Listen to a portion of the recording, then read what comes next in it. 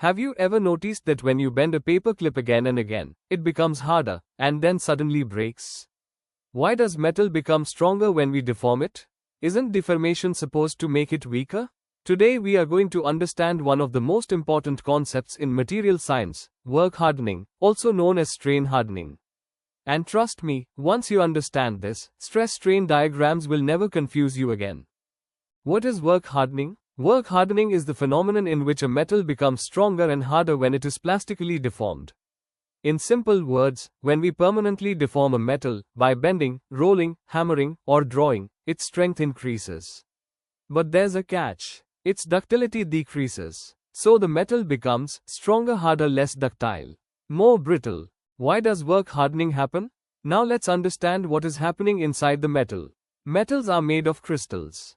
Inside these crystals, there are defects called dislocations. During plastic deformation, dislocations move. New dislocations are created. They start interacting and tangling with each other. As deformation continues, dislocation density increases. Movement becomes difficult. More stress is required to deform the metal further. And that is why the metal becomes stronger. More dislocations equals more resistance to movement equals higher strength. Work hardening or stress-strain curve. Now look at the stress-strain curve. After the yield point, when plastic deformation starts, the curve rises upward before reaching ultimate tensile strength. This rising portion is due to work hardening. So technically, yield strength increases. Hardness increases. Ultimate tensile strength increases. Until necking starts. Where do we see work hardening in real life? Cold rolling of sheets. Wire drawing. Cold forging, bending operations, hammering a metal. Even when you repeatedly bend a copper wire, it becomes harder and finally breaks. That is work hardening. Types of work hardening. There are mainly two types. Cold work hardening happens below recrystallization temperature, most common type. Hot working done above recrystallization temperature. Work hardening effect is removed due to recrystallization. How to remove work hardening? Now very important for welding and fabrication students. Can work hardening be removed?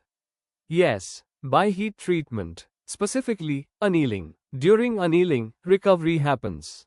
Recrystallization happens. Grain structure resets. Ductility is restored. That is why annealing is used after cold working processes.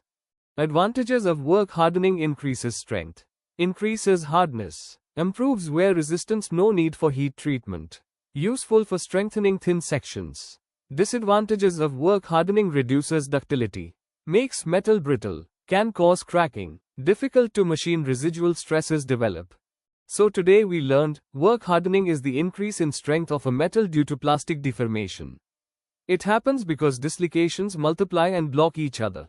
Strength increases, ductility decreases, and it can be removed by annealing.